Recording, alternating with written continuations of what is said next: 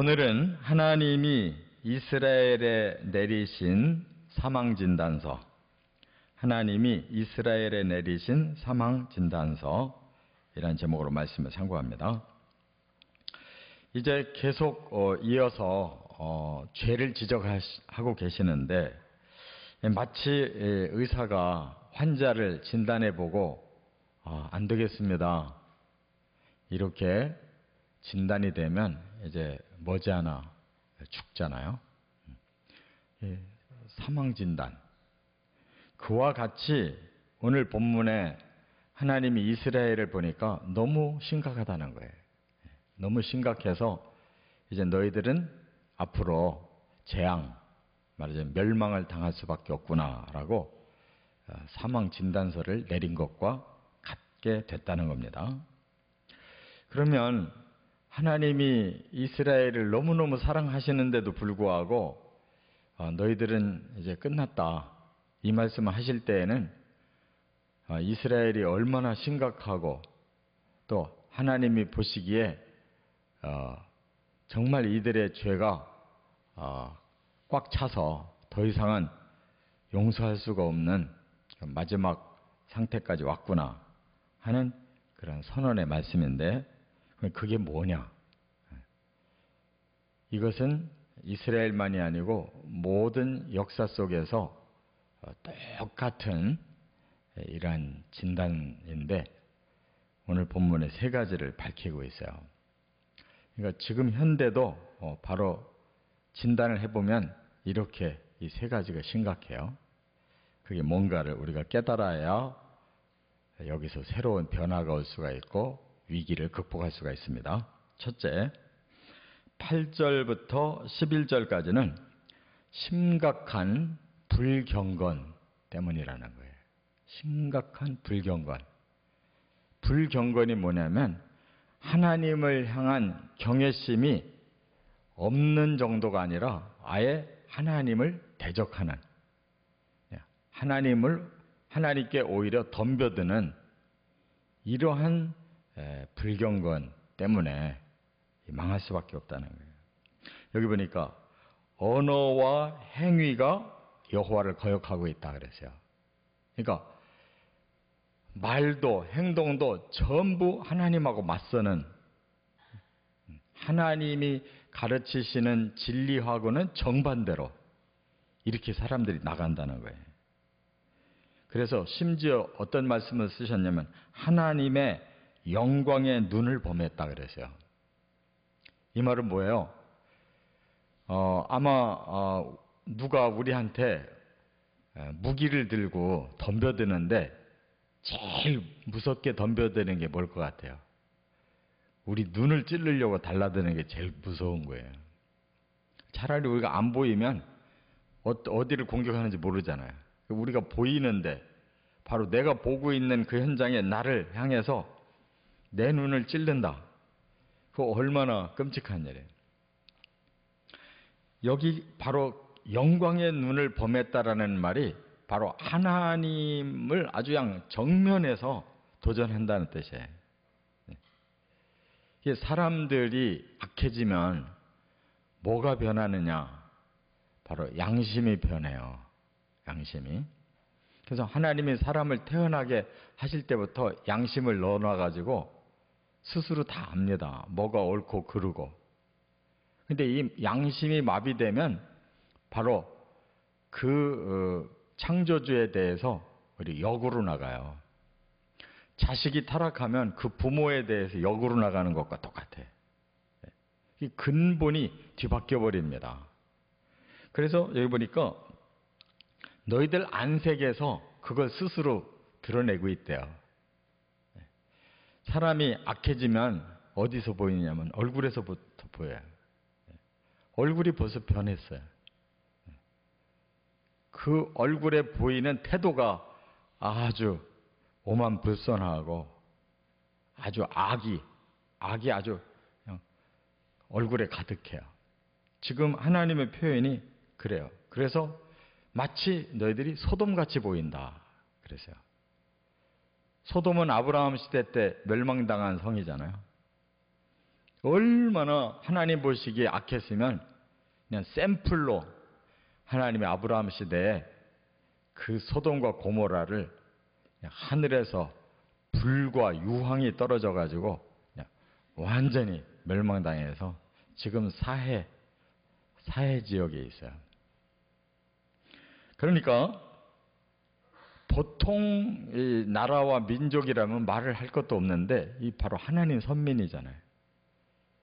이 세상에서 가장 하나님 눈에 들어서 뽑힌 사람이 아브라함이고 그 자녀들이 그 믿음을 계속 이어갔기 때문에 야곱에 이르러서 내가 이제 민족을 만들겠다. 나의 선택한 백성이다. 그래서 바로 이스라엘이라는 나라가 생겼는데 이들이 타락해도 어느 정도지. 이건 완전히 세상에서도 대표적인 타락한 소돔같이 타락했다는 거예요. 그 택한 백성이 오히려 하나님 앞에 역으로 이렇게 악한 거역을 저지른다는 거예요. 그래서 너희 영혼에 화가 있으리라. 그래서 이게 무슨 뜻이에요? 뭐 몸은 괜찮고 영혼만 벌 받는다는 뜻입니까? 아니에요. 사람의 중심은 영혼이거든요. 영혼에 화가 임한다 그러면 몸은 물론이고 우리의 삶, 우리의 가정, 우리가 사는 이 세상 모든 것이 다 화가 온다는 뜻이에요. 우리 사람의 중심이 영혼이기 때문에 내가 너희 영혼을 용서할 수가 없다는 것은 너희들을 이제 처벌하겠다. 그래서 너희가 재앙을 자취하고 있다. 스스로 이렇게 망할 짓을 하고 있다는 거예요. 사람들 가만히 보면 그렇잖아요. 아, 저 사람 위험한데 왜 계속 저러나. 근데 본인은 전혀 그게 아니에요. 얼마 안 가면 바로 일어나요. 스스로 망할 짓을 하는 사람들은 자기는 아주 당당하고 잘하는 걸로 스스로 생각하는데 얼마 안 있어 보면 바로 드러나는 거예요. 이게 하나님에게 거꾸로 저항하는 이 세상의 악이라 그 말이에요. 이것 때문에 망하는 겁니다. 두 번째, 12절부터 15절에 보면 심각한 악정 때문. 악정이라는 말이 악한 정치. 심각한 악정. 이것이 재앙을 불러온다는 것입니다. 그래서 여기 뭐라고 그랬냐면 이 지도자들을 아이나 여자들이라 이렇게 말을 했는데 이게 빗대는 말이에요. 애들 철도 모르고 어리고 부족한 애들이 무슨 정치를 하겠어요. 집에서 가정 일만 돌보던 사람이 어떻게 하루아침에 여자가 정치를 하겠어요. 그 말은 정치인들이 너무너무 형편없는 자들이라는 뜻이에요. 애들 보고 대통령 시키는 것과 똑같다는 거예요. 아무것도 배우지 않은 전혀 지식이 없는 여자를 데려다가 장관에 앉히는 것과 똑같다는 뜻이에요. 그러니까 그들이 정치를 한들 어떻게 나라를 제대로 다스리겠냐. 그 뜻이에요. 그러면서 그들이 하는 짓이 뭐냐? 학대를 하고 반대로 유혹을 한대요. 학대는 뭐예요? 자기들의 삶을 위해서 권력을 이용해서 백성을 마구 짓밟는. 이 세상의 문제가 지금 그거예요. 겉으로는 번지를 한 것 같은데 결국 학대. 힘없는 사람들, 돈 없는 사람들, 배우지 못한 사람들 전부 그거 짜내가지고 똑똑하고 힘 있고 돈 많고 명예 있고 한 사람들이 다 뺏어먹는 거예요. 그래서 가난한 사람 더 가난해지고 부유해지는 사람 더 부유해지고 이 세계 역사가 지금 똑같아요. 강대국은 더 강해지고 약소국가는 더 약해지고. 왜 그래요? 도와줘서 같이 잘 살려고 하지 않고 못난 놈들 걸 다 뺏어가지고 잘난 놈이 다 가짜. 이런 주장으로 살기 때문에 국제 정치도 국내 정치도 모든 사회 전반의 제도, 시스템이 다 그렇게 돼 있는 거예요. 재벌은 그 돈을 막 굴리고 그냥 정당하게 굴리는 게 아니라 잘못된 방법으로 돈을 굴려가지고 그 많은 돈을 다 흡수해버리면 정당하게 소시민들이 돈을 벌으려고 하는 거는 다 무산돼 버리는 거예요. 그러니까 그렇게 열악한 환경 속에 사람이 깜깜한 데서 일하다가 목이 잘려서 사라져버리는 이런 세상이 된다 그 말이에요. 이 악정을 하나님이 왜 용서 못하냐면 하나님이 그 지도자들에게 이 나라와 민족과 세계를 맡겼는데 중간에 청지기를 해야 되는 이 사람들이 거꾸로 자기들을 다 취해버린다는 거예요.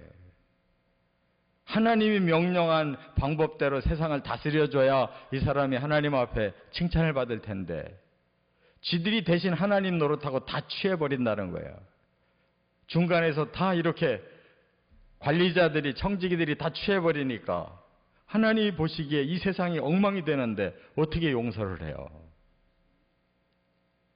그래서 그들이 거꾸로지는 거예요. 그래서 선하게 정치를 하고 가진 지식만큼 남에게 나눠주고 가진 힘을 가지고 정의를 구현해서 나쁜 것을 없애고 좋은 걸 더 권면하고 이 세상을 올바르게 만들어 달라고 지도자를 세웠더니 법관들이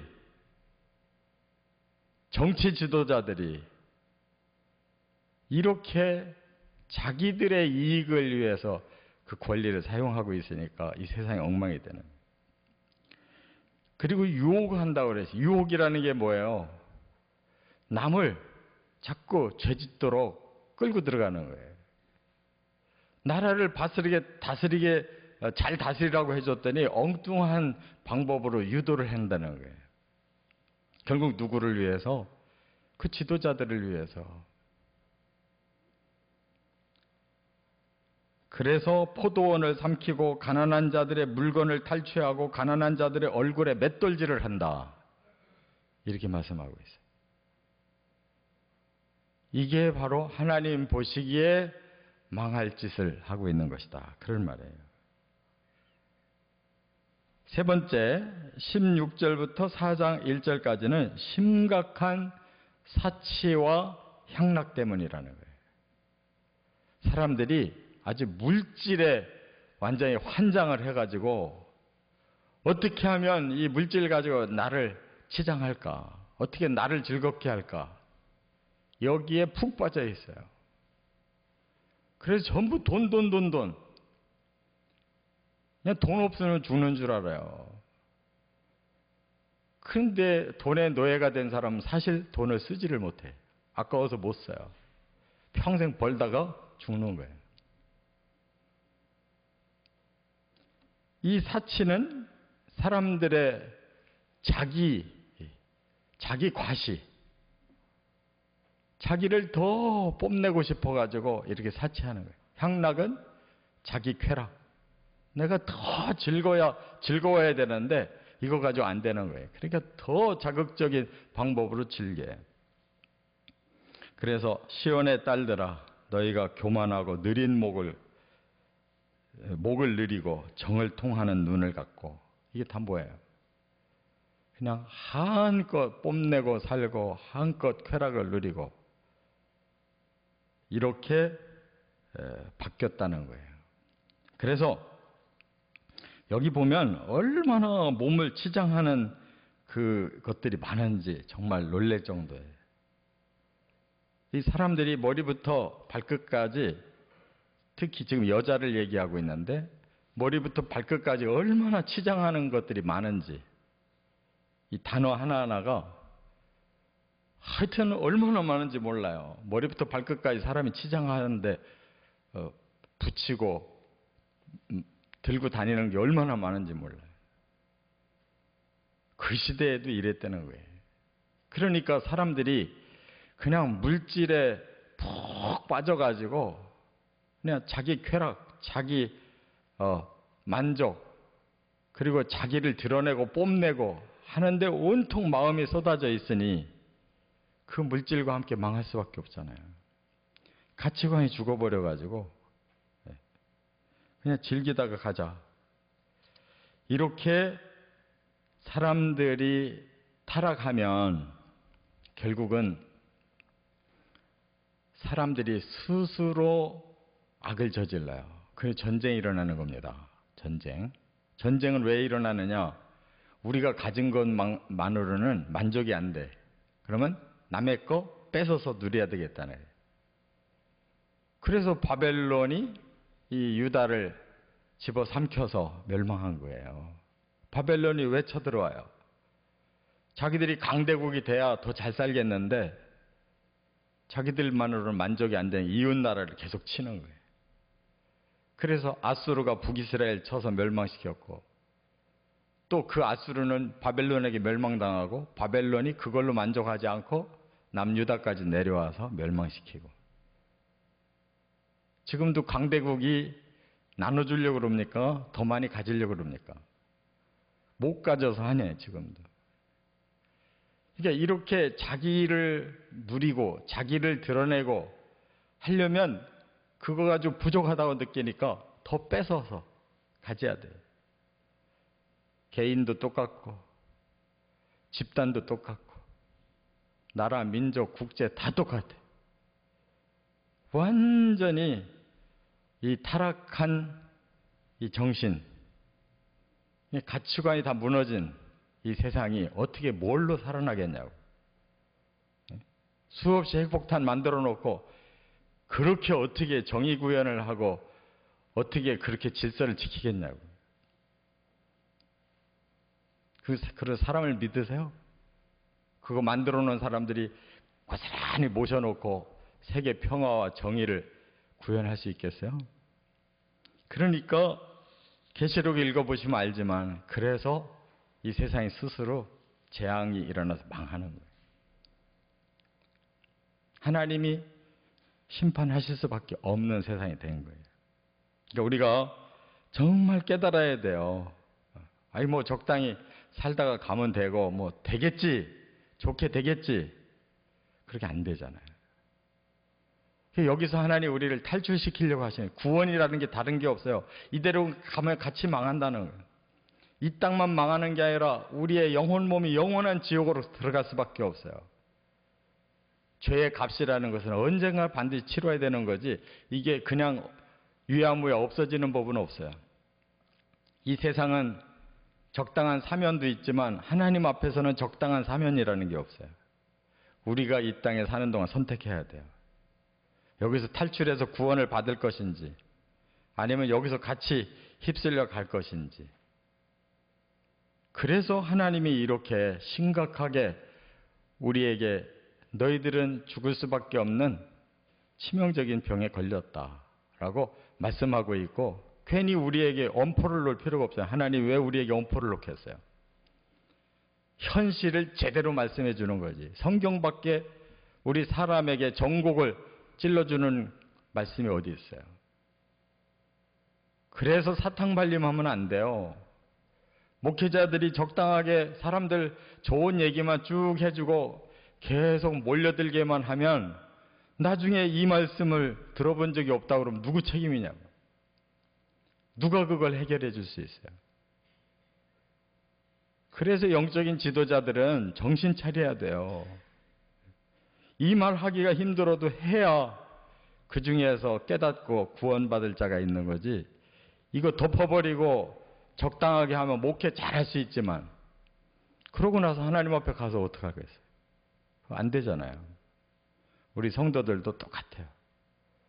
듣기 싫어도 들어야 되고 진리 앞에 나를 맞춰야지 내 마음에다가 진리를 거꾸로 맞추려고 그러면 타락하는 거예요.